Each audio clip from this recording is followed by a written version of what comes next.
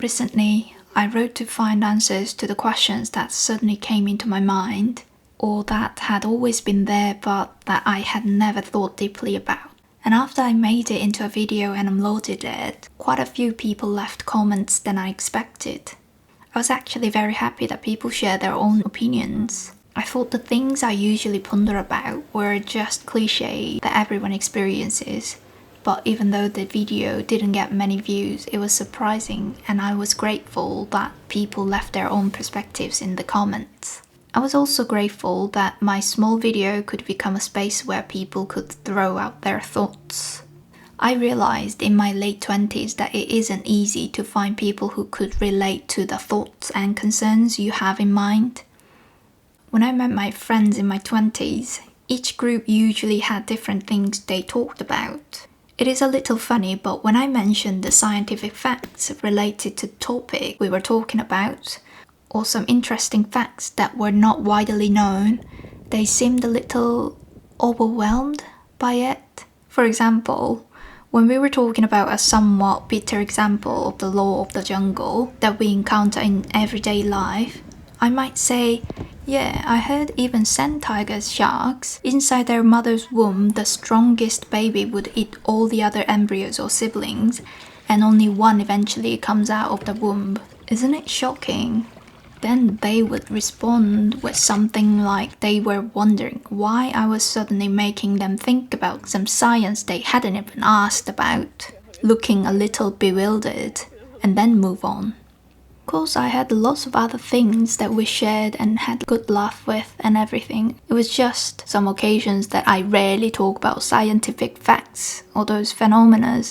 They got baffled, not knowing what to say about the facts and wondering why I'd say it in the middle of a conversation.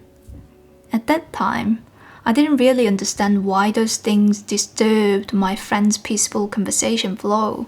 And looking back now, I realized that we all had different ways of thinking and different flows of thoughts. For me, learning about scientific facts or new phenomena and exploring them together by asking why increased my interest and sense of connection with people. But for my friends, who might have been familiar with a different way of thinking that created connection through sharing stories and empathy with each other, the scientific facts didn't help them build a connection and empathy with me. The group of friends I used to dance with had similar interests, so even when the conversation didn't necessarily match perfectly, the time we spent together always felt too short and was fun. And there was one friend among them whose values actually matched mine very well, and throughout our 20s, we've become very precious friends who leaned on each other when things were difficult and supported each other when things were going well. There were friends like that, but there were also friends I became distant from as I entered my 30s. In your 20s, you find a different environment outside the school, and when you start working, the people and environment change again, I guess. In one group of friends, when we met again in our mid-20s, they mostly talked about celebrity gossip, which restaurant they'd seen on Instagram and visited, which cafe they'd been to because it was a popular place on Instagram, how their friend's couple was going to get married and where they were going to have their wedding preparations, for example, picture studio, dress and makeup, etc. And where they themselves were planning to do theirs, and so on. To me, these conversations felt somewhat disconnected from my life, and I couldn't relate to them. There was nothing wrong with the topics they talked about. They simply weren't the main concerns of my life.